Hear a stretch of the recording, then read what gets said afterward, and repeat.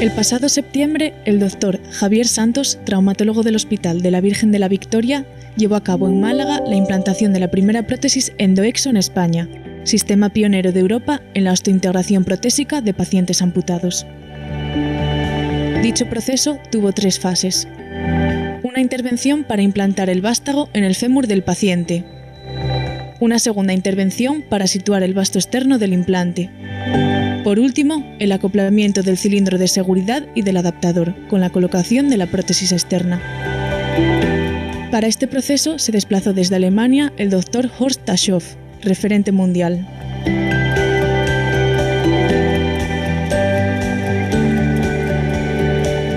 La osteointegración permite una biomecánica más natural de la marcha, la reducción de los problemas asociados al muñón y una mejor calidad de vida. Tras 4 meses, el paciente ya tenía gran movilidad en la pierna y prácticamente no necesitaba apoyo.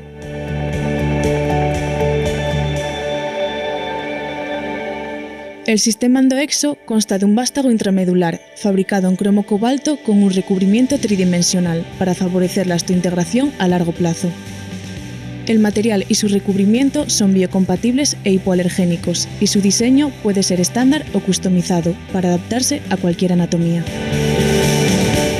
El módulo puente es la conexión modular entre los componentes endo y exo del sistema y permite adaptaciones futuras sin necesidad de nuevos procedimientos quirúrgicos. El cilindro puente funciona como elemento de seguridad rotacional ante movimientos extremos del miembro. Los más de 50 adaptadores de conexión nos brindan una perfecta alineación a la pierna, y su conexión universal se ajusta a todos los sistemas protésicos del mercado.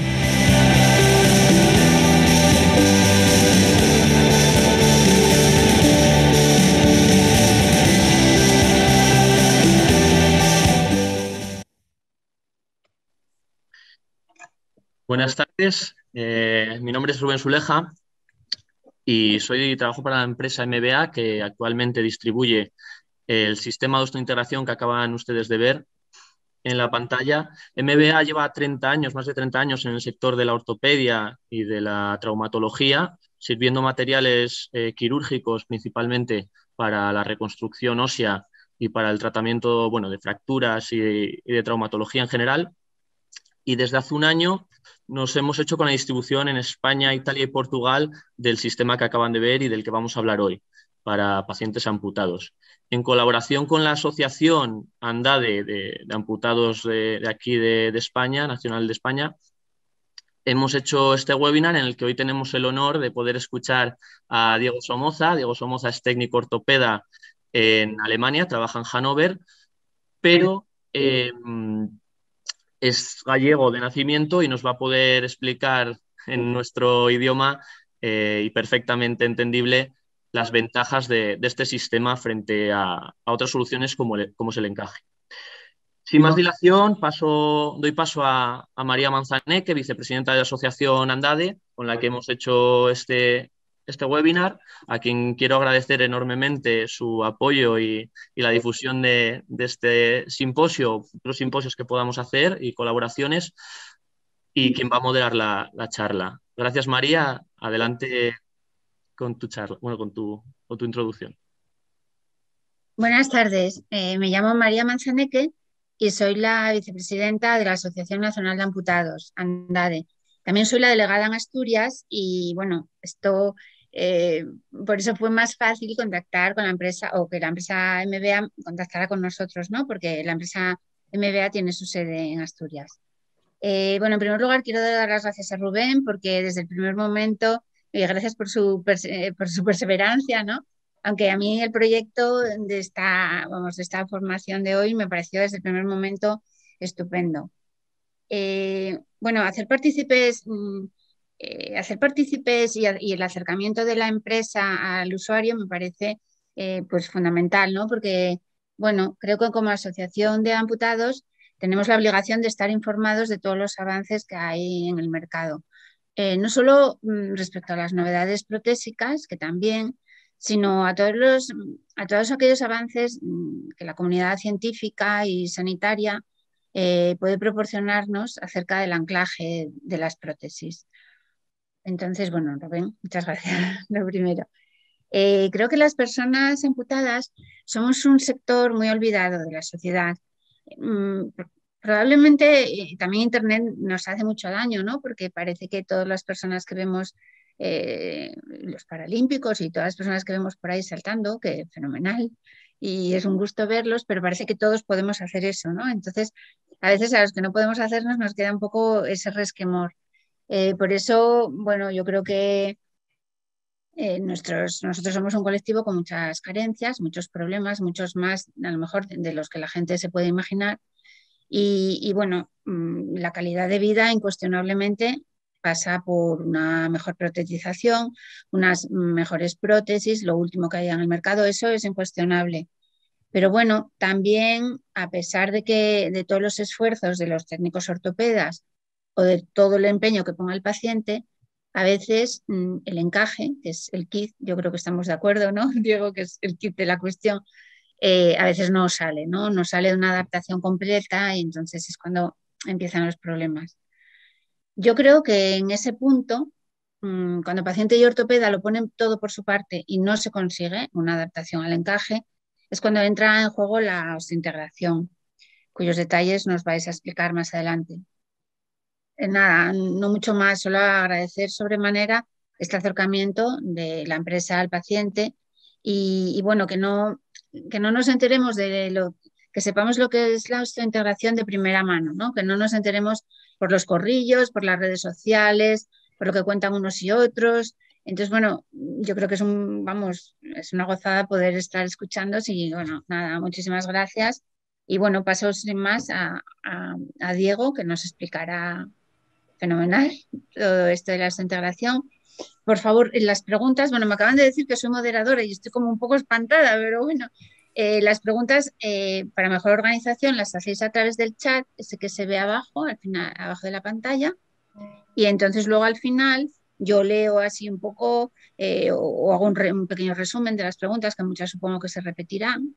Y nada, bueno, para los que no sepan lo que es la asociación, creo que mi deber también es meter una puya ahí y deciros bueno, que ANDAD es una asociación a nivel nacional que tiene muchas delegaciones, bueno, tiene delegaciones en muchas provincias y que, bueno, yo presumo un poco de ser un poco una gran familia porque es verdad que el recién amputado te necesita mucho al principio y a lo mejor a lo largo del tiempo se va adaptando y te necesita menos, pero nosotros somos una asociación que está ahí desde el primer momento, desde la cama de un hospital, apoyando, animando, orientando y luego, bueno, pues a veces la gente no dice, ay, sí, sí, ahora te necesito mucho, luego no te necesito más, pero bueno, yo creo que la unión hace la fuerza y también cara a las instituciones es muy importante lo que digan las asociaciones, ¿no? Y bueno, pues nosotros organizamos reuniones, jornadas, reivindicamos donde haya que reivindicar nuestros problemas, en fin, que yo creo que es importante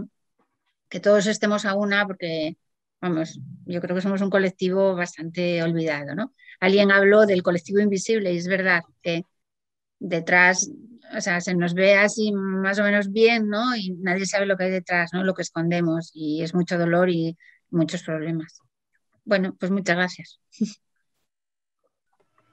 Adelante, Diego. Bueno, pues muy amable, una muy interesante introducción y nada, daros las gracias por permitirme también dar esta charla a vosotros, a la gente de ANDADE y también a la gente de MBA.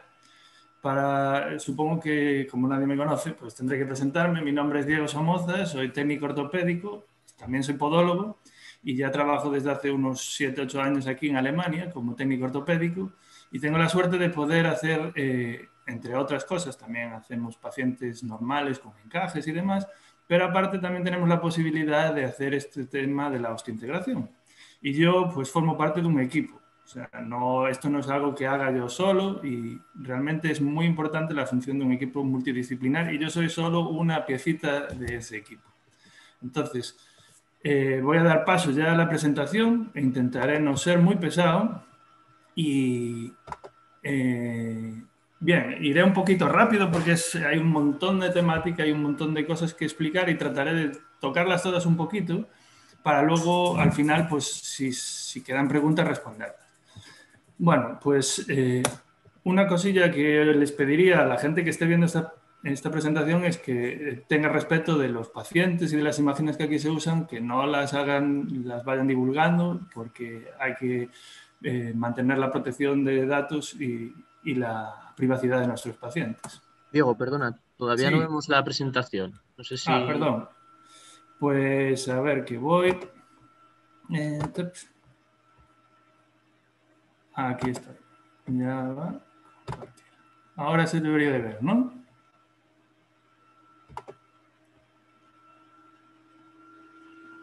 Ahora se ve, sí. Sí, Muy bien. Pues nada, aquí vuelvo al principio. Bien, ahora ya parece que todo va bien. Bueno, pues nada, otra vez, como ya dije antes, soy técnico ortopédico y trabajo aquí en Alemania en la empresa Brandes und Leasing, que está en Hannover. Me repito, intenten no divulgar estas imágenes y respetar la privacidad de nuestros pacientes. Van a salir un montón de vídeos e imágenes y bueno, espero que así sea. ¿Qué vamos a ver hoy? Pues voy a tratar de responder a un montón de preguntas relacionadas con el tema de la osteointegración y trataré de hacerlas con un lenguaje normal y que sea cercano a la gente. O sea, voy a intentar utilizar el menor número de tecnicismos posibles para que todo el mundo lo pueda entender. Evidentemente va a haber algunas cosas que va a ser inevitable decirlas un poco técnicas, pero si no, al final de las preguntas trataré de aclararlas de otra manera. Ahora podemos ver aquí un vídeo con pacientes que he tratado yo y mis compañeros, donde se pueden apreciar pues, cómo funciona esto del sistema de osteointegración. Como se puede ver, la mayoría de los pacientes son amputados transfemorales en distintos niveles de amputación, aunque como veremos más adelante también se puede realizar tanto a pacientes transfemorales como a transtibiales. Aunque hay que recalcar que este sistema se ideó simplemente para transfemorales. Es un paciente muy interesante que luego al final lo volveremos a ver, que es de un doble amputado. Tenemos unos cuantos pacientes dobles amputados que son los que el mayor provecho pueden sacar de este experimento. Porque el sistema con encaje realmente no funciona para llevar una vida normal. Cuando hablo de llevar una vida normal es andar 8 horas con una prótesis sin tenerse que quitar constantemente. Eso es uno de los detalles que aclararemos después dentro de las ventajas de este sistema.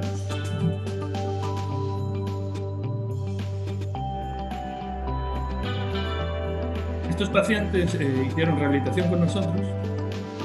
En nuestro equipo tenemos una fisioterapeuta con la cual trabajamos los dos juntos para optimizar las rodillas y la alineación y al mismo tiempo adaptarla a cómo va evolucionando el paciente a lo largo de la misma, porque la alineación va a variar en función de cómo vaya mejorando pues, la potencia muscular, el acortamiento. Aquí se pueden ver pacientes transhumerales. Al principio pues, hemos tenido que desarrollar una forma de conectar los sistemas mioeléctricos y hemos tenido que experimentar de todas las maneras para conseguir una buena conexión. Aquí se ve como un paciente pues, está trabajando en la propiocepción y el control de la prótesis. Es importantísimo una buena rehabilitación para que todo funcione. Esto no se puede improvisar. Al principio esto. Y aquí ya vemos un paciente que está agarrando un huevo que está vacío.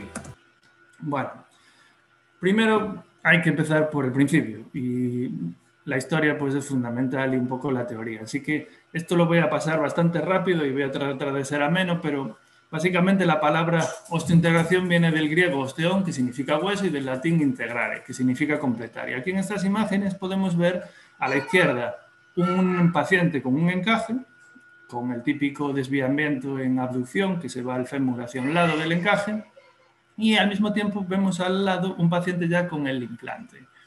A las dos imágenes de la derecha, pues podemos hacernos una mejor idea de cómo es eso. Se ve un fémur y en la parte distal, en el extremo, pues se ve el resto del implante. Y a la derecha de todo pues se ve todo el conjunto, ¿no? El implante con el doble cono, todas las partes que lo conforman hasta llegar a la parte exterior, que sería donde se engancha la prótesis, que sería pues, un sistema universal, que ya es compatible con todos los sistemas que hay en el mercado.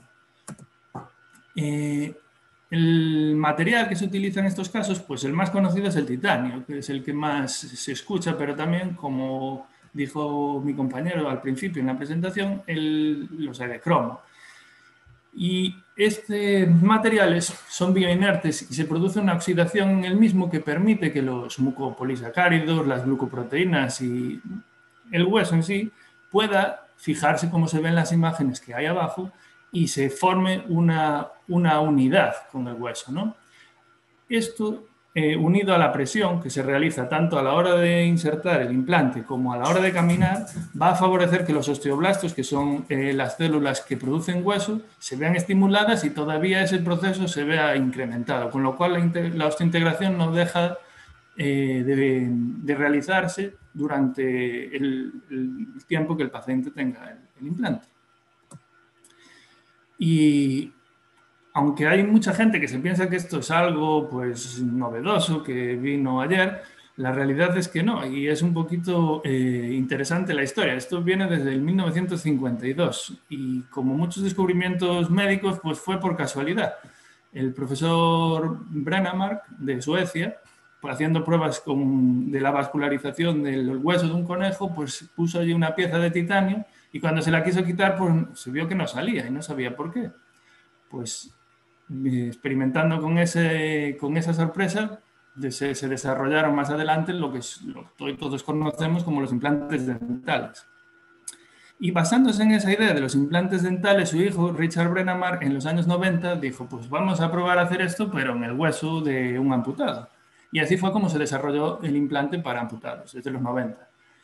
Y ya, pues, diferentes países intentaron sacar su sistema, ¿no? Pues desde Inglaterra, Alemania, Holanda, Chile, Australia, incluso España. Más adelante haré una pequeña reseña para enseñar cómo son estos otros, por curiosidad, y compararé un poquillo para mostrar por qué nosotros utilizamos el sistema de ESCA, el sistema alemán. Pero antes de nada, seguro que hay mucha gente que tiene la curiosidad de saber, pues esto es para mí, no es para mí, qué ventajas tengo, qué desventajas, pues ahora lo vamos a ver. Las ventajas, pues una muy importante, que no hay más encajes. No hay más trastornos cutáneos, no hay más rozaduras, ni ampollas, ni puntos de presión de un encaje.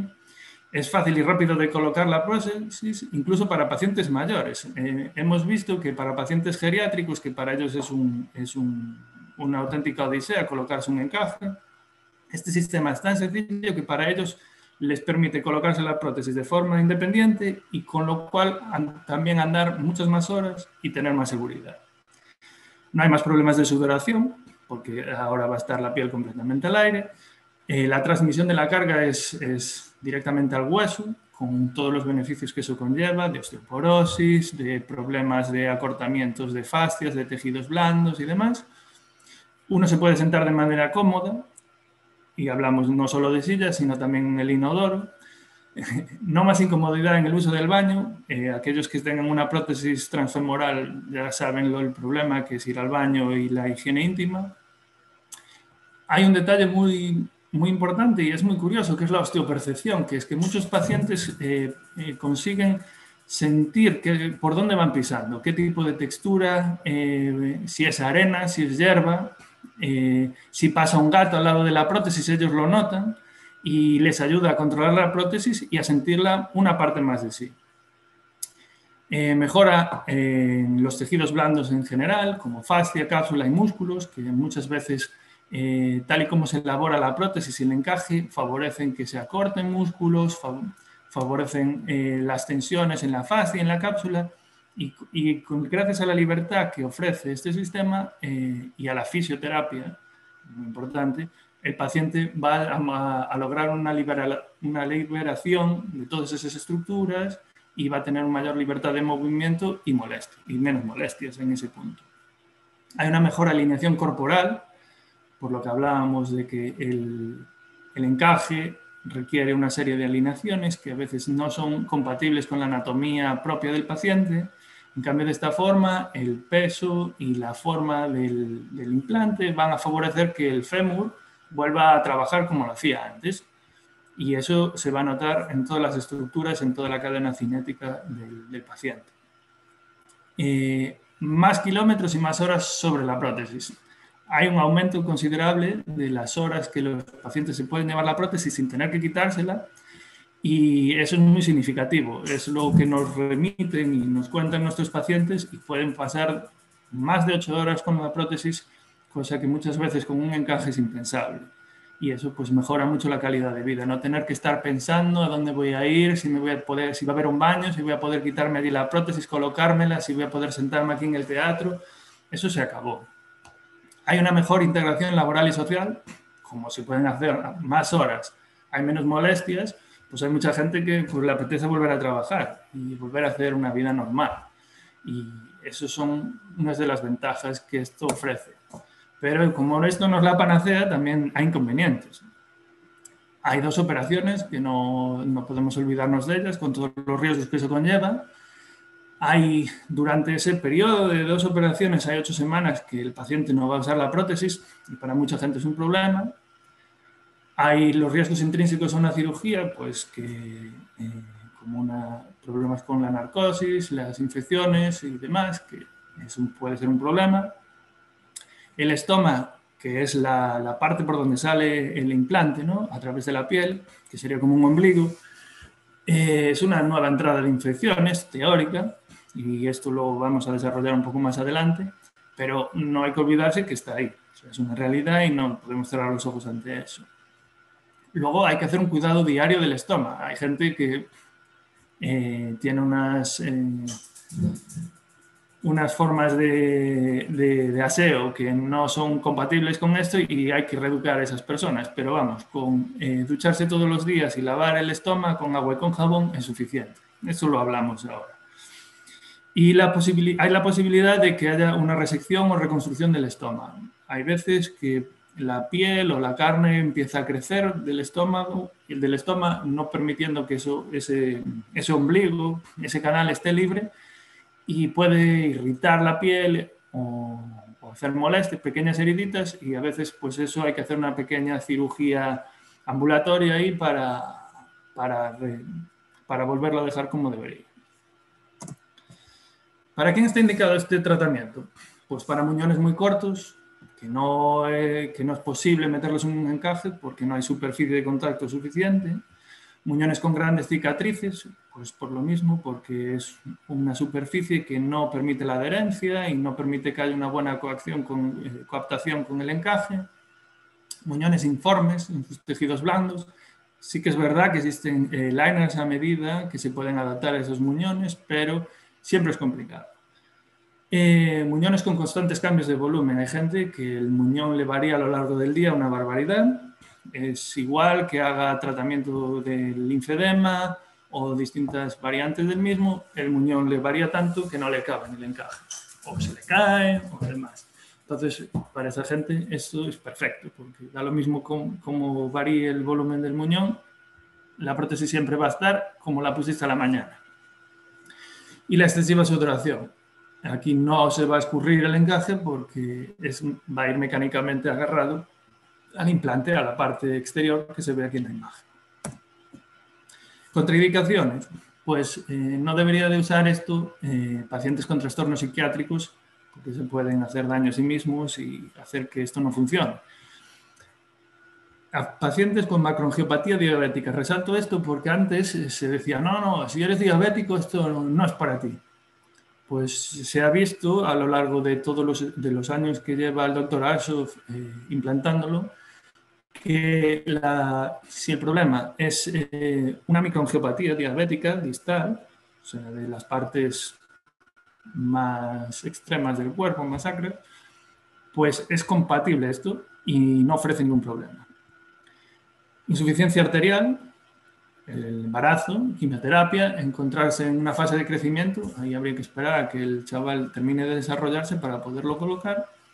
osteoporosis, el hueso no está en las condiciones para soportar la presión que va a meterle el implante, y una estructura de hueso informe. ¿Qué viene a ser esto? Pues una persona que haya perdido su pierna cuando era un chaval y lleva pues 30, 40 años amputado, puede pasar que el hueso se haya desestructurado tanto y perdido su forma que sea imposible meterle el implante. Pero bueno, eso habría que verlo y hablarlo con el cirujano, porque a veces sí que hay solución. Bueno, infecciones, la gran pregunta. Pues nosotros después hablaré de nuestra experiencia y nuestras estadísticas en Brandes und Disease, que es la empresa donde trabajo aquí en Hannover, pero las infecciones tópicas del estómago aparecen de forma esporádica y remiten normalmente con un antibiótico de uso habitual que te pueda dar el médico de cabecera.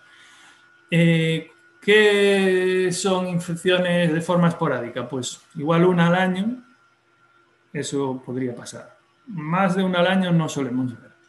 Y luego osteomelitis o infecciones de los huesos, nosotros en Brandes und Disease no hemos tenido ninguna, pero sí que conozco 2 casos que ha pasado.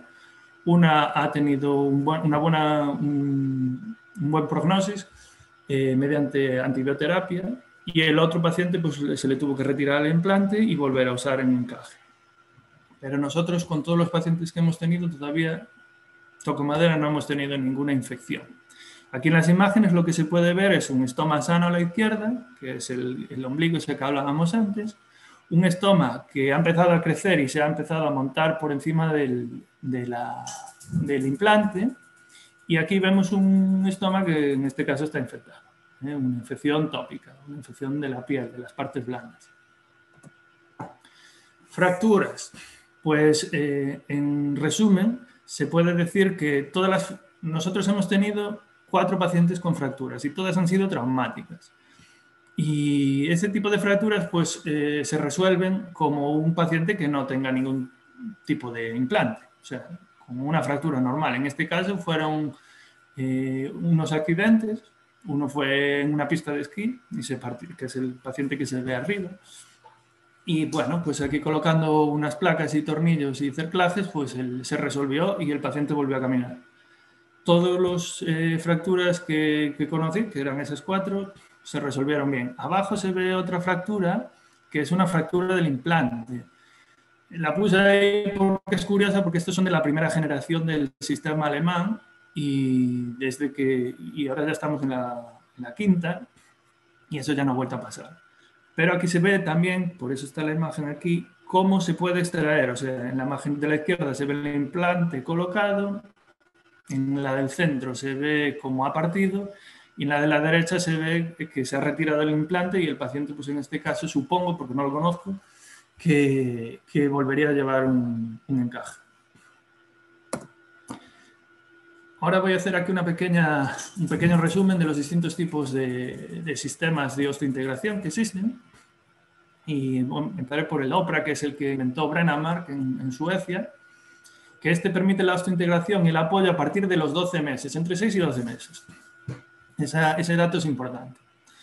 Luego está el sistema ILP, que va por presión, que es el sistema que usamos aquí en Alemania, que usan los australianos y demás. Es casi el más extendido, y dentro de está el EndoExo, que es como se conoce el sistema alemán, que tiene esta superficie tridimensional que se puede ver abajo, que permite que el hueso se infiltre, crezca y se agarre ahí de forma increíble, ¿no? Luego, a su vez, pues se pueden diferenciar en cómo se fabrica, por fundición, por impresora 3D torneado, pero básicamente el sistema de fundición es el que va a evitar que se pueda partir el implante. El implante de ESCA, el alemán, es por fundición. Otros son por impresora 3D y entonces ahí puede haber problemas. Nosotros los hemos visto y cabe destacar. OPRA es el sistema sueco, como ya dijimos antes. Si en vez de llevar esa estructura tridimensional, lleva este tornillo, y a la superficie del tornillo es donde se genera esa osteointegración. Luego tiene un pequeño vástago, que es el que se ve ahí atravesando la piel, que es diminuto, así como un lápiz. Y se inserta, en las 2 imágenes de abajo se ven los sistemas de cierre, ¿no? que enganchan la parte endo, que sería la parte que está dentro, y la parte exo, que es la parte de la prótesis. El de la izquierda es de la antigua generación y la actual es el de la derecha. Ese sistema también evita accidentes, pero como se puede ver es bastante grande. Y lo digo esto porque más adelante veremos por qué es importante que no sea así de grande. El sistema australiano es muy parecido al sistema alemán en cuanto a la parte endo, a la parte que va en el hueso. La parte externa es la que más varía porque tiene un sistema que antiguamente, en la imagen de la izquierda, unía el implante a la prótesis con un tornillo, con una llave Allen, que cerraba el orificio donde va alojado el implante. Hoy en día lleva como un cierre como el de una bicicleta, como un cierre rápido. Es como una palanca que hace la misma función de cerrar el diámetro y de esa manera queda ahí alojado el implante. ¿Cuál es el problema? A mi ojo como técnico ortopédico, que la variedad y la potencialidad de adaptar distintas alineaciones aquí se ve muy condicionada por este sistema que se ve a la derecha abajo. Básicamente baja todo recto y eso es incompatible con las alineaciones que nos requieren los fabricantes de las rodillas y de los pies. Este es el sistema alemán. Aquí se ven las distintas evoluciones que hubo de izquierda a derecha, de más antiguo a más moderno. Y lo que destaca de este es pues, la superficie tridimensional y la variedad de adaptadores y la capacidad de tener ese sistema antiaccidentes que vamos a ver con más detalle más adelante en un espacio diminuto. Y al mismo tiempo conseguimos un desplazamiento posterior, un offset,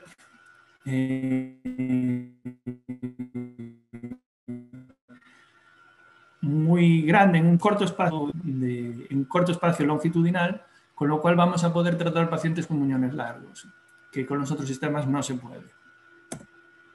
Aquí hay más sistemas de otros países y cabe resaltar, a mí me parece una idea muy interesante, la de Keep Walking. Es un implante español que en un principio se hizo para convertirlo casi como si fuera un desarticulado de rodilla, con esa pieza de plástico que funcionaría como los cóndilos de un fémur, y luego en una posible segunda operación se haría el estoma, la perforación y tal. Creo que se llegaron a hacer 3 pacientes por allá por el 2013 y demás, pero ya no he escuchado nada más. El problema también era que utilizaban las piezas del sistema australiano, y si no lo eran muy parecidas, con lo cual me puedo imaginar que habría problemas con la alineación. Y ahora pues vamos a ver cuál es mi experiencia como técnico. Todo lo anterior pues es historia. Nosotros trabajamos con el doctor Ashoff, que como ya vimos es uno de las eminencias en este ámbito. Y él tiene establecidos estos tiempos, ¿no? Esto puede variar, pero lo estándar es hacer esto. Se puede hacer en solo una operación, pero lo recomendable es hacerlo en 2, para que haya una correcta osteointegración y que no haya riesgo de infecciones entre la primera y la segunda operación. Bueno, en cualquier caso, cuando el paciente ya sabe que se va a operar y que se puede operar, pues se ingresa en el hospital. Y al día siguiente se le hace el Step 1, que sería la operación número 1, y ahí se queda una semana hospitalizado para un control. Luego se va 6 semanas a su casa en reposo, sin prótesis, importante, porque hay mucha gente que para ellos es un problema no poder seguir andando y tener que usar una silla de ruedas. Luego hay una segunda operación, que es la más sencilla, es una operación de media hora, y es básicamente perforar la piel para hacer ese estoma, ese ombligo, ¿no? Por donde va a salir el implante. El paciente está 2 días de hospitalización y luego 2 semanas de reposo. A partir de esas 2 semanas ya viene y ya el técnico le va a poder colocar la prótesis y va a poder empezar a apoyar. Dependiendo de lo que haya visto el médico en la operación, la calidad del hueso y demás, pues se hace una carga controlada o no. Pero en cualquier caso, ese día el paciente ya sale andando y es un día bastante emocional y especial para el paciente y para nosotros pues también.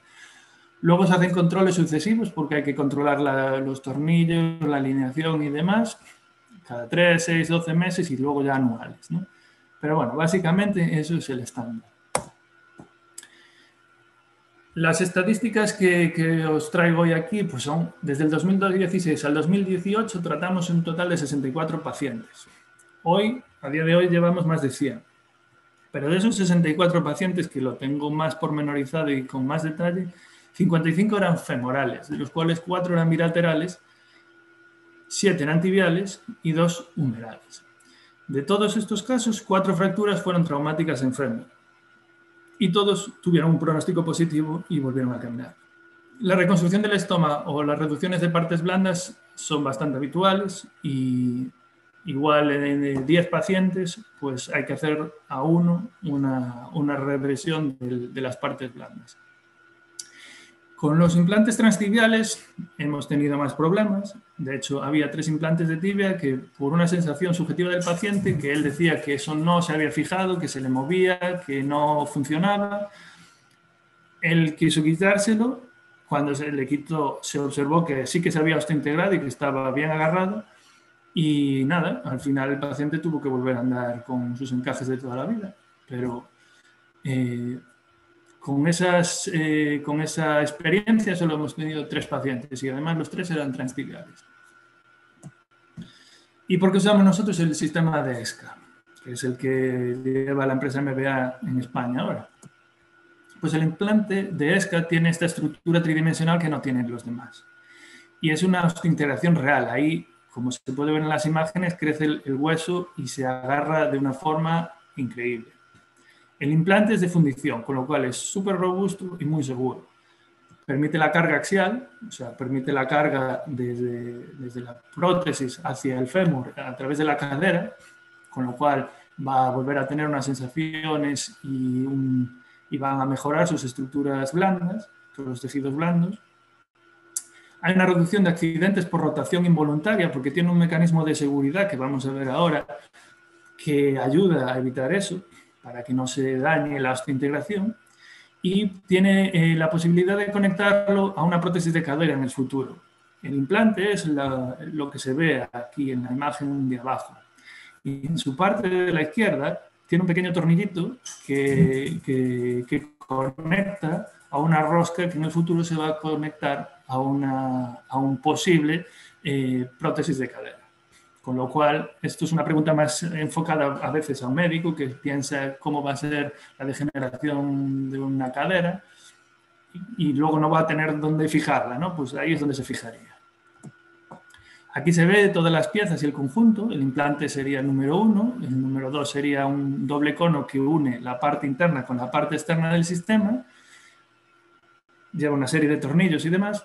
Y luego el número 5 es el cilindro puente, que es donde va alojado un sistema de seguridad que vamos a ver ahora.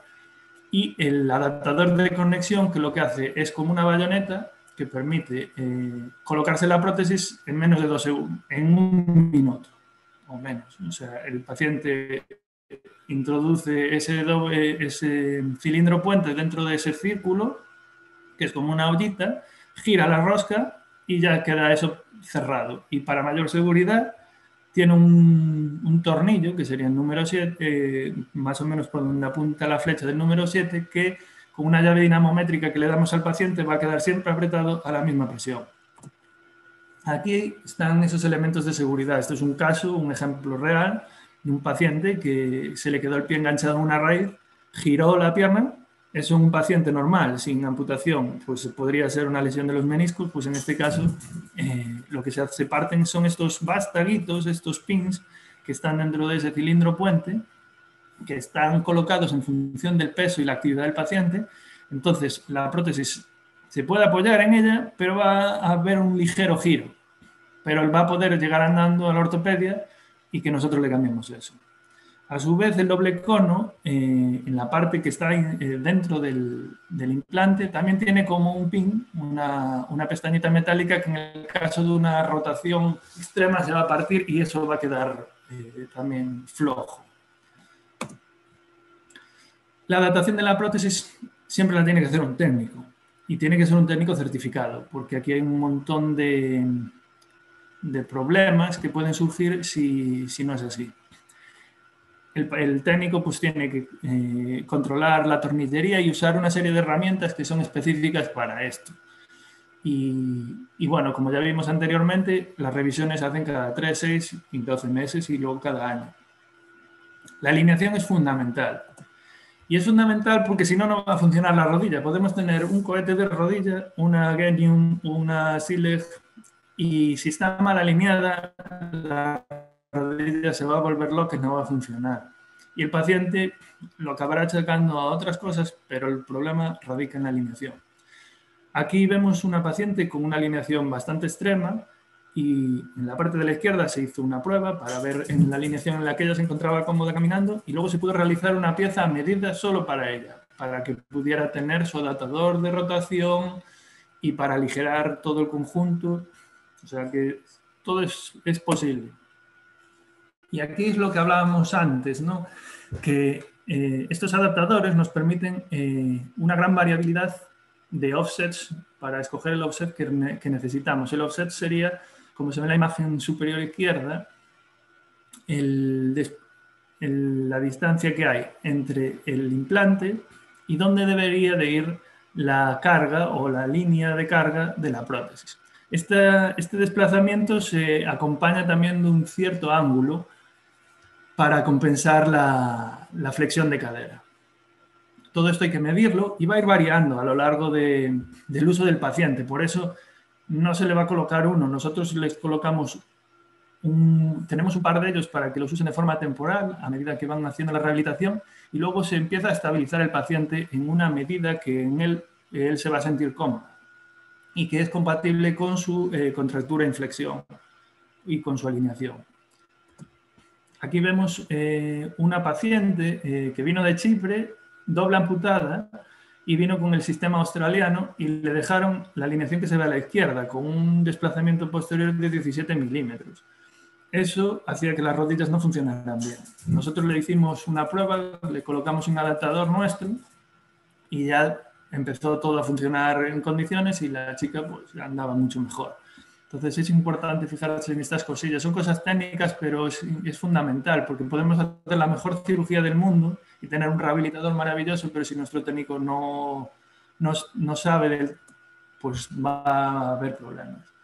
En estas imágenes se ve cómo es una alineación, ¿no? El paciente en la foto de la izquierda se ve cómo ya realiza una extensión de cadera sin compensar con la lordosis lumbar. Todo eso fue gracias a la rehabilitación previa a la operación y a la de después, que es importantísima. Al mismo tiempo, el paciente sujeta su encaje antiguo donde se ve compensada esa flexión de cadera. Aquí en las imágenes de la derecha se puede ver una foto frontal y otra lateral donde se ve la línea de carga con el sistema láser de Ottobock por donde, como recomienda el fabricante en este caso de la rodilla y del pie, cómo debería de ir la carga. Por la cadera, bueno, eso ya son cosas de técnicos, pero bueno, es un ejemplo, ¿no? Aquí se ve un paciente transtibial que también tiene una cuestión bastante curiosa y es que al principio se colocaba el tubo y el pie en línea con el implante.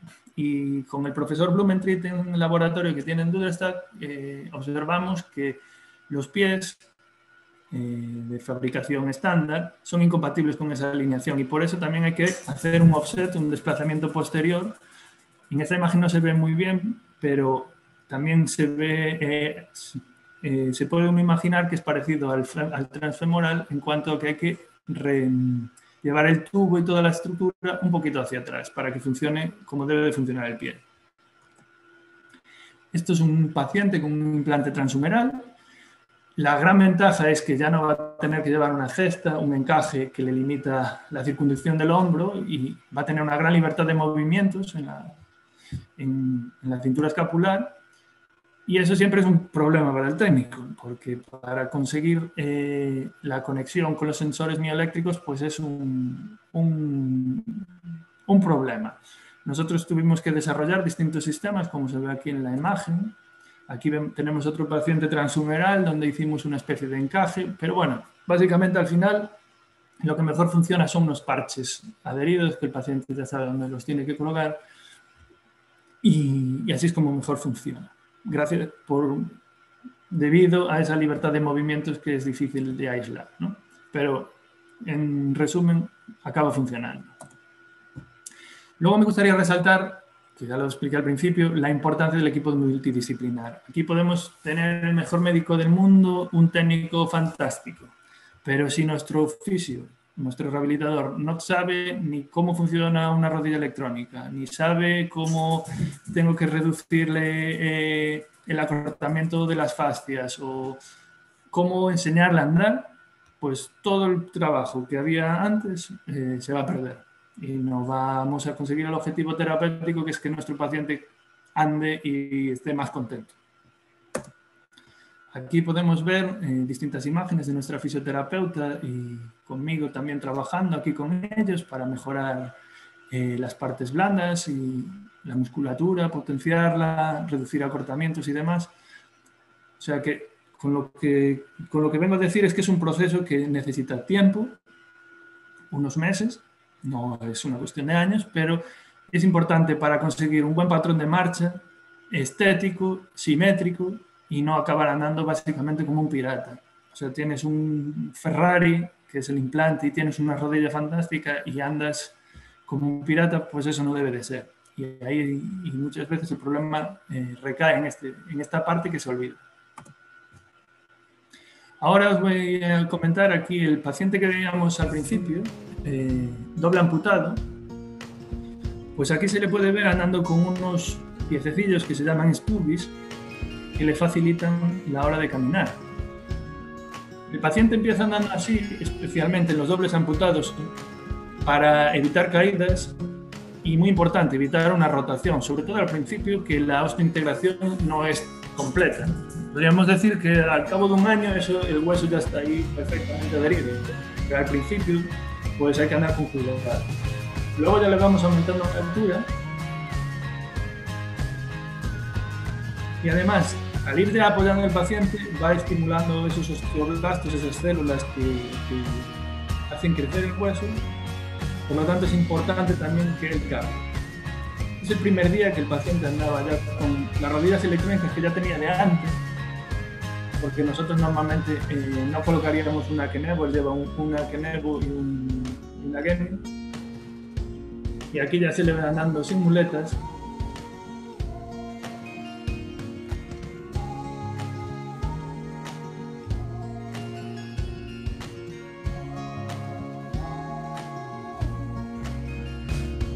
Aquí se le ve que va a sentarse él solo, sin ayuda.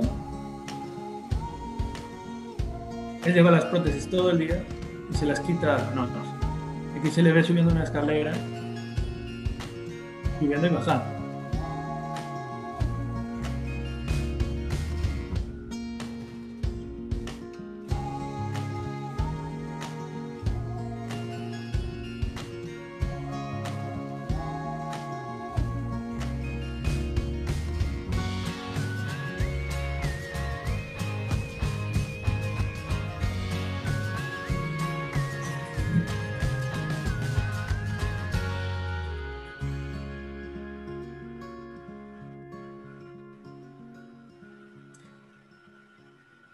Y a continuación vamos a ver otro pequeño vídeo, haciendo un poquito de publicidad de la empresa, naturalmente, y voy a enseñar a una paciente que anda muy bien.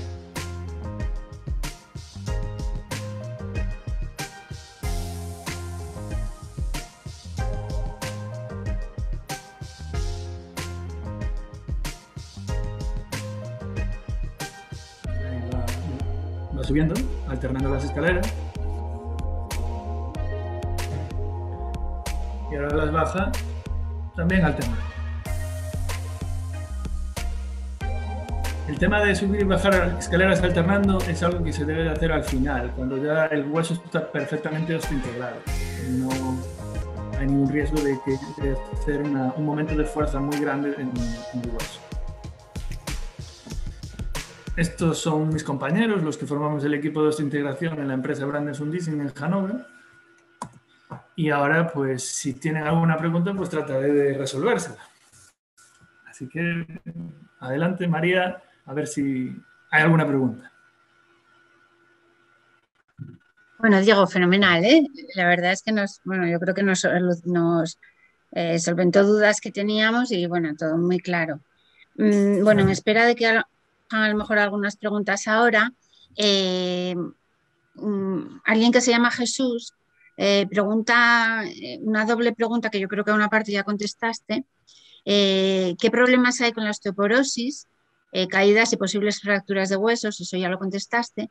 Dices que no está contraindicado en principio para gente que tiene osteoporosis, pero los problemas de huesos inherentes a la edad, bueno, a las mujeres por la menopausia, ¿no? La osteoporosis por la menopausia, la osteoporosis propia de la edad, ¿qué contraindicaciones hay con eso? O si el mismo vástago fomenta la osteoporosis. Pues esa es una pregunta quizás para un cirujano, pero Ya. dentro de las limitaciones que yo pueda tener, efectivamente, la osteoporosis es un problema. Si el hueso no es capaz de poder soportar el implante, no lo van a colocar. Pero sí que es cierto que hay una serie de tratamientos que favorecen y estimulan el crecimiento del hueso. Y luego, una vez colocado el implante, sí que estimula el hueso, ¿no? Pero los procesos naturales, como son la osteoporosis tras la menopausia y demás, pues es complicado. Pero sí que tenemos mujeres mayores, ya, después de haber pasado ya bastante tiempo la menopausia, y usan su prótesis de manera normal. No sé si con eso respondo a la pregunta. Yo creo que sí. Bien. Casos nos has dicho que todas las fracturas que habéis visto son traumáticas. ¿Casos de reamputación habéis visto? O sea, que haya tenido que... Reamputación. Reamputación. Pues no. Bueno, miento. A ver, hay un paciente en concreto que era transtibial, quería colocarse el implante, tuvo un accidente y tuvo una infección de hueso y lo tuvieron que reamputar, le hicieron una amputación, una desarticulación de rodilla, que es una amputación fantástica, y él, muy cabezón, decidió operarse y amputarse más arriba para colocarse el implante, como él quería en un principio siendo transtibial. Y ahí está, él va andando con su prótesis ahora transfemoral. Ha perdido una serie de inserciones musculares que son muy importantes, pero ha ganado en otros aspectos. Ya. También hay una pregunta, Diego, relacionada con el proceso de osteopercepción a través de la prótesis. Osteopercepción supongo que se refiere a propiocepción. Sí y no, o por lo menos como yo lo entiendo. La propiocepción normalmente se encuentra en distintas zonas del cuerpo, como la cápsula de las articulaciones, en los cartílagos, en distintas zonas, ¿no? Entonces eso es lo que nos permite, pues cuando cerramos los ojos, pues saber si tenemos los brazos arriba o abajo, o si estamos como estamos, ¿no? Pero la propiocepción en este caso es la percepción, le permite al paciente, a través del hueso, de las vibraciones, ya no solo percibir la superficie o si alguien contacta, la temperatura y demás, pero la propiocepción yo la definiría, o creo que la definición es más otro tipo de sensores que tiene el cuerpo para saber dónde se encuentra. ¿Y osteopercepción, no sé, se referirá a eso? Sí, la osteopercepción es esa propiedad que tiene el hueso de, a través de las vibraciones, notar qué está pasando. Hay algo ahí. Sí. Un caso muy curioso es, por ejemplo, ahora hay una especie de auriculares que no se colocan en el oído, sino que se colocan en el hueso de la mandíbula y a través de las vibraciones se escucha, ¿no? Pues esa es una vibración que lo que hace es vibrar el hueso. Pues sería un efecto similar, no es lo mismo, pero sería un efecto similar. Sí. También preguntan cuál es la longitud mínima de remanente óseo que debe de quedar en el fémur para colocar este tipo de vástago.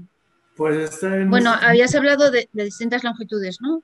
Claro, pues normalmente, y esto es una opinión también personal, Hay pacientes con prótesis, con encajes, que llevan una vida muy buena. Como bien dijiste tú al principio, los deportistas que van a las Paralimpiadas, y parece que esos son todos los pacientes así. Un paciente así no necesita osteointegración. Entonces, muchas veces los pacientes que requieren esta técnica son pacientes que están desasociados por un encaje y suelen ser pacientes con muñones especialmente muy cortos. ¿Qué ocurre? Hemos visto pacientes con implantes de hasta 9 centímetros. Con 9 centímetros de fémur, perdón. Eso es cortísimo. Se pueden hacer implantes a medida para esos pacientes. Se puede, porque existen implantes estándar y se puede hacer también el implante a medida para ellos. Eso sería, y funciona muy bien. Por ejemplo, el chaval el doble amputado era así. Era un paciente de Siria que le mandaron un misilazo y su hermano también es amputado y tiene los muñones súper cortos. Creo que eran 12 centímetros o así. Y se puede ver cómo saca partido, ¿no? Luego los muñones largos, obviamente, son lo mejor, porque vas a tener una mayor capacidad muscular y demás, pero, como ya vimos antes, depende del sistema, no va a haber sitio para colocar todo lo que necesitas ahí. Y el sistema alemán sí que lo permite, porque es súper compacto, muy estrecho y pequeño, diminuto al fin y al cabo, con lo cual vamos a poder también protetizar a un paciente con un muñón muy largo. Nos preguntan por el dolor fantasma, qué cambia, sigue estando, qué sensación tenéis vosotros o qué experiencia tenéis. Pues es muy buena pregunta. Pues no hay estudios al respecto. De hecho, esto es un campo fantástico para estudios científicos, papers y demás. Pero lo que nos cuentan los pacientes es que hay una mejora importante en cuanto al dolor fantasma. Nosotros lo achacamos a la osteopercepción y al hecho de que llevan la prótesis más tiempo con ellos y la acaban integrando en su concepto corporal. Un poco como la terapia con espejo, pero con el hecho de que al tenerla anclada y al notarla todo el rato, es como que forma más parte de ti y el cerebro la acaba integrando en su concepto de cuerpo. Pero realmente son opiniones de pacientes y son positivas, pero no hay ciencia al respecto. Ya. Nos pregunta por el tema de infecciones, pero yo creo que a lo mejor llegó tarde a la presentación porque nos habías hablado un poco de la experiencia que teníais en infecciones, ¿no? Al principio. Eso, básicamente, si hay infecciones, que son pocas, suelen ser tópicas, o sea, de la piel, del estómago, se resuelven con antibióticos orales y ya está. El paciente solo necesita lavarse con agua y con jabón, ducharse todos los días, ponerle allí la alcachofa de la ducha y con eso es suficiente. Se puede bañar en el mar, se puede bañar en una piscina clorada. No se debe de bañar en un lago y menos un lago con poca agua por distintos tipos de bacterias que puede haber ahí, ni en los jacuzzis, que hay el agua y la carga de oxígeno que tiene favorece las bacterias. Pero luego en el mar y ríos y demás no es un problema.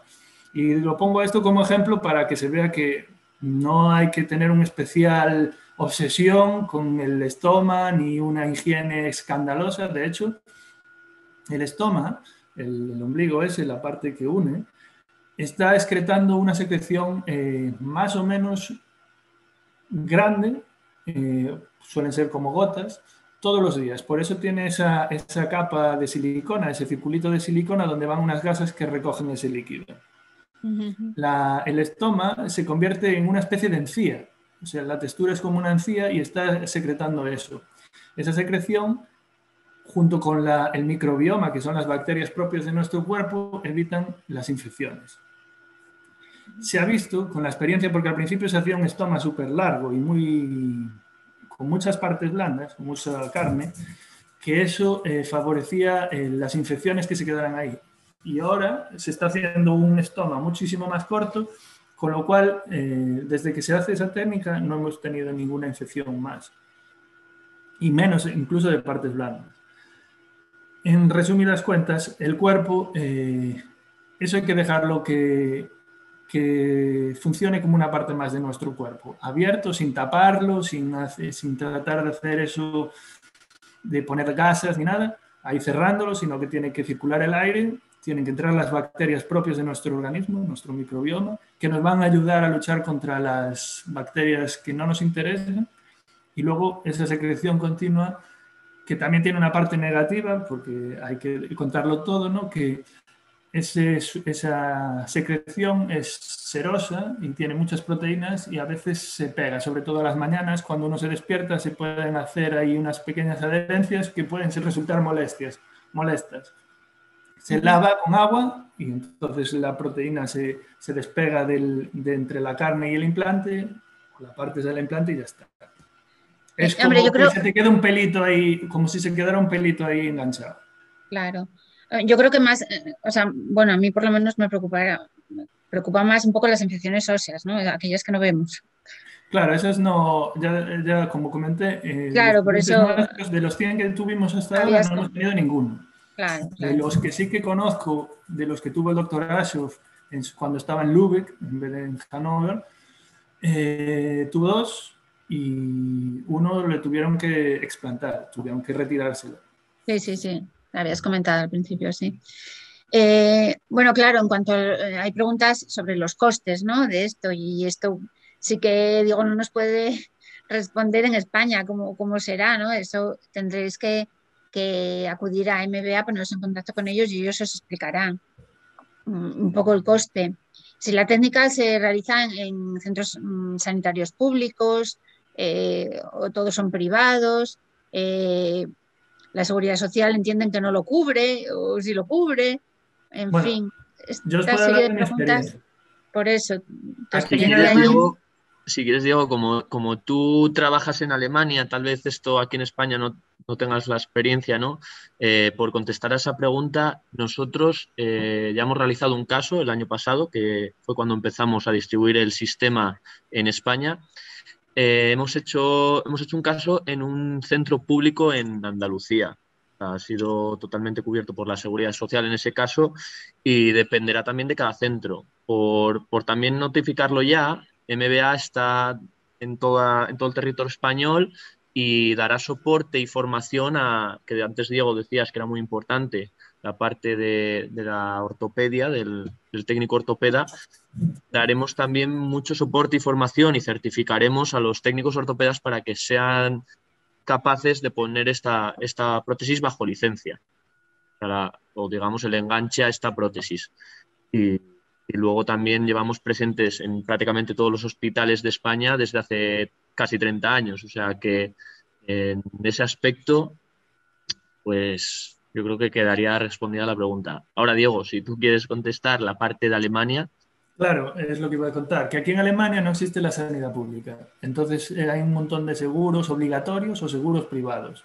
Pero bueno, en esencia son privados. Hay hay como un catálogo de prescripción de esos seguros, como en España. Y al principio, lógicamente, esto no estaba integrado dentro de esos catálogos.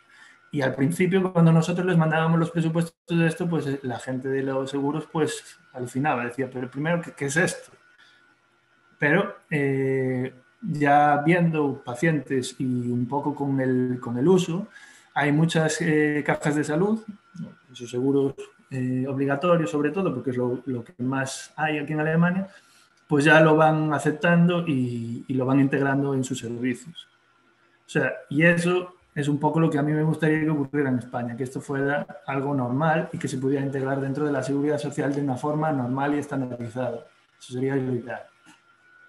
Diego, ¿sabes más o menos la estadística del porcentaje de personas en relación al método tradicional, ¿no? El porcentaje de personas osteointegradas ¿Cómo porcentaje? en relación a el tanto por ciento de personas osteointegradas en relación a personas con un encaje tradicional Pues y si vosotros veis que se está ampliando.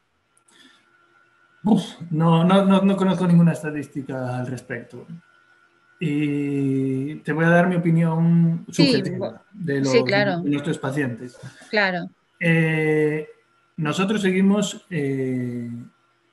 recomendando a los pacientes que llevan una vida relativamente confortable y normal el seguir usando su encaje. Un paciente que requiere un cambio de encaje una vez al año o cada 2 años, yo considero que no debería de cambiarse al sistema EndoExo, porque lleva una vida normal. Y si trabaja con la prótesis y demás, pues bueno. Pero sí que tenemos una serie de pacientes que, como tú bien decías, y como hablábamos al principio en las ventajas y desventajas, que son incompatibles con un encaje. No hay manera de, por mucho que te rompas la cabeza, intentes distintos tipos de encaje, llames a otros técnicos de la competencia o que venga un técnico de una empresa que desarrolle un encaje especial, porque eso lo hacemos. Hay veces que ni así funciona. Entonces, para esos pacientes, esta técnica es ideal. Que tenemos pacientes también que teniendo un encaje que funciona, se han hecho el EndoExo, pues también. En contra de nuestro criterio. Y que les va bien, sí. O sea, los pacientes transfemorales, una cosa que todos dicen es que volverían a hacerse la operación. O sea, es la mejor decisión que tomar, por confort y por calidad de vida. Pero, claro, es una decisión personal y que conlleva una serie de riesgos. Pero básicamente es eso. Habías hablado... Perdón, que me fui por los cerros de Úbeda. ¿Cuántos pacientes? ¿Cuántos pacientes? Pues igual de 100 pacientes que tengamos, igual 2 son EndoExo. Ya. Muy bien. Una pregunta técnica. A nivel linfático, leo textualmente, a nivel linfático, con una disección de los ganglios a la altura inguinal, ¿puede repercutir en el proceso de la osteointegración? Pues no tengo ni idea. Claro, es que, bueno, es muy técnico. No tengo ni idea. Vale. Y luego, bueno, tibiales, longitud mínima, Diego. Pues esa es otra historia, porque el tema es, este implante se desarrolló para el fémur. El fémur es casi como una caña de bambú, en la cual hay una superficie ahí idónea para meter ahí el implante. ¿Qué ocurre en la tibia? En la tibia, en la parte media y distal, es parecida, triangular, pero parecida. Pero en la parte proximal, en la parte más cercana a los platillos tibiales, se abre como un cáliz. Y ahí hay una parte de hueso, que es la esponjosa, que es más blanda, que no es muy fácil de tratar con el implante. Entonces, si es muy corto, va a haber una superficie muy pequeña para la osteointegración, que sería la parte que quede con esa forma triangular, ¿no? Entonces, esos pacientes los hemos tratado de forma que la rehabilitación vaya mucho más lenta, con mucho más cuidado, para que esa osteointegración no lleve ningún problemilla. Además, ellos siempre al principio tienen mucho miedo y mucha sensación de que hay holguras. Y puede ser porque el vástago, el implante en esa parte puede trabajar. No se sabe. El caso es que los pacientes que finalizan la osteointegración finaliza bien, a pesar de ser corto el muñón. En pacientes con el muñón largo funciona muy bien. Pero estamos hablando ahora de los muñones muy, muy cortos, de unos 9 centímetros, que prácticamente no tiene la parte alargada de la tibia. Nada, bueno, yo creo que no hay muchas, vamos, no hay más preguntas. Bueno, algún comentario de personas que llevan 25 años sufriendo por los encajes, hasta les han jubilado, ¿no? Porque no pueden usar un encaje, entonces, claro, descubren en esto me lo haría mañana mismo, ¿no? Claro. Y bueno, yo creo que quedó un poco claro que no, corrígeme si me equivoco, que no es para recién amputados, que es para personas que hayan pasado ya un tiempo de amputación y hayan probado el encaje, ¿no? No, y sí. A ver, me explico. Bueno. Hemos tenido la práctica clínica de pacientes que se han amputado y se les ha colocado ya en la misma operación el implante. ¿Qué ocurre?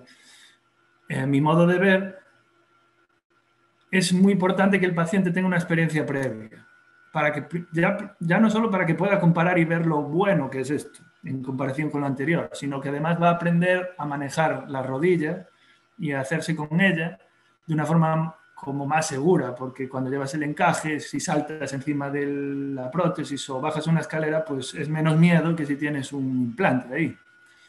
Pero en cualquier caso, técnicamente es posible y de hecho lo hemos hecho. amputarlo y colocarle el implante en la misma. Y yo creo así, bueno, casi la última que acaba de surgir, por vuestra experiencia, tanto MBA como empresa, como tú como técnico, ¿cómo están aceptando o qué posibilidad hay de que el cirujano acepte la propuesta de un rehabilitador que dice, bueno, este paciente quiere métemelo en quirófano otra vez porque le vamos amputado ya hace tiempo, ¿no? Volver al quirófano, o sea, meter otra vez en el quirófano a un paciente que ya lleva amputado y que, bueno, puede correr un riesgo de infección que no tenía, ¿no? ¿Cómo aceptan esto en realidad, en general, los cirujanos? Pues Rubén, yo eso mejor que lo contestéis vosotros. Bueno, creo que aquí una cosa que es bastante importante es que haya, digamos, buena comunicación o que formen buen equipo entre el departamento de rehabilitación y el departamento de traumatología.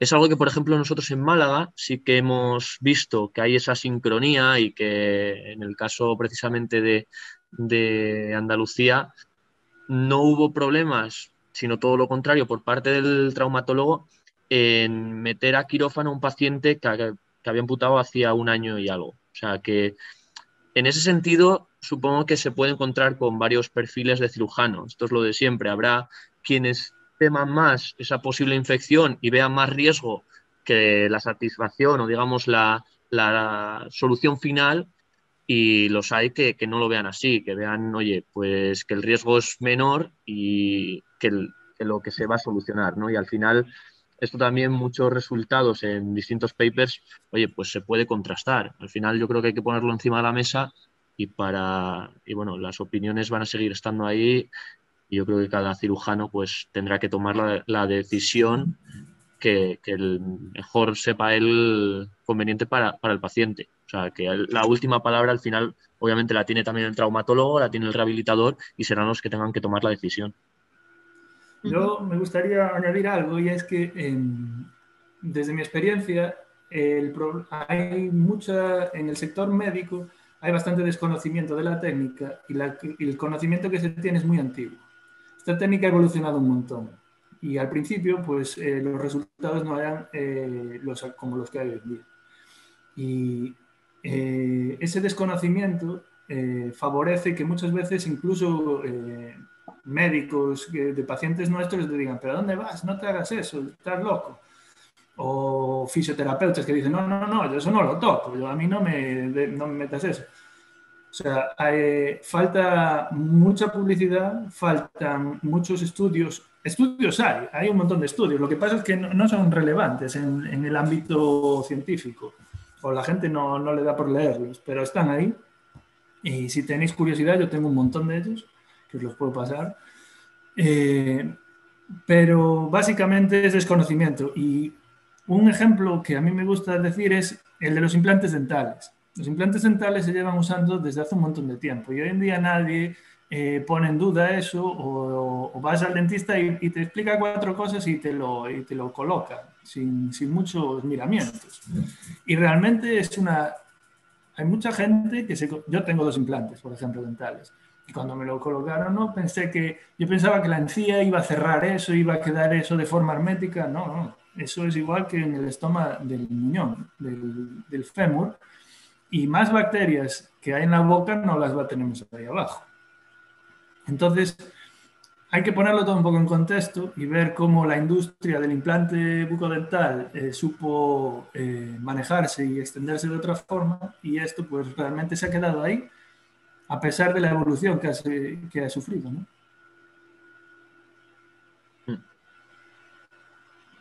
Pues nada, yo creo que no hay más preguntas. Agradeceros mucho, bueno, a Diego su exposición, que estuvo fenomenal. Y bueno, luego a MBA, pues yo creo que animar a que esto, pues por lo menos darlo a conocer a todos los rehabilitadores, a todos los cirujanos, a todo el mundo que nos atiende, abrir estas sesiones, ¿no? Bueno, pues nosotros también desde la asociación, desde Andrade, abogamos por la importancia y la necesidad y vamos, del equipo multidisciplinar también de que empezando por el que te atiende en la carretera, a lo mejor en un accidente, ¿no? Imaginemos una amputación por accidente, desde los servicios que te atienden, ¿no? Hasta el guardia que te hace el atestado, el cirujano, que si son amputados vasculares, pues empezaría ahí, ¿no? Por el cirujano, pero luego la unidad del dolor, el psicólogo, que hay mucha carencia de psicólogos en las amputaciones, el, vamos, la unidad del dolor, el traumatólogo, el cirujano, en fin, hasta llegar al ortopeda, que es parte fundamental en todo esto, y por supuesto el rehabilitador, que también es una figura bastante desconocida, ¿no? Entre todos esos, si todas esas personas estuvieran en conexión, vamos, otra historia sería, la de las personas amputadas.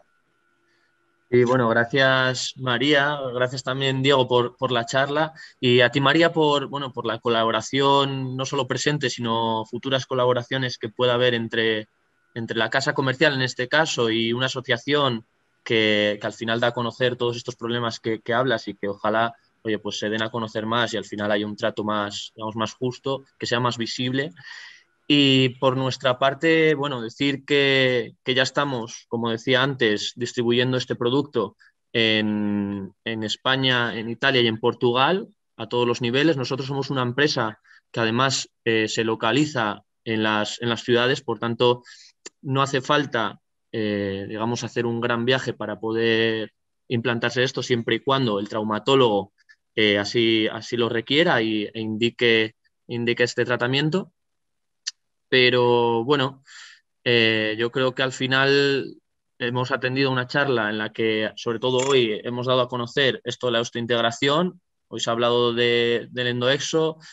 Creo que además dentro de poco podremos lanzar y lo haremos también, haremos la difusión a través de Andade, si así lo desea María y la asociación, de una página web con toda la información que puede ser la que antes hablaba Diego, de las publicaciones, con la información que también hemos visto hoy sobre qué es la osteointegración y qué beneficios tiene. Y bueno, nada más, si tenéis alguna duda más, pues oye, estamos aquí para solventarlas.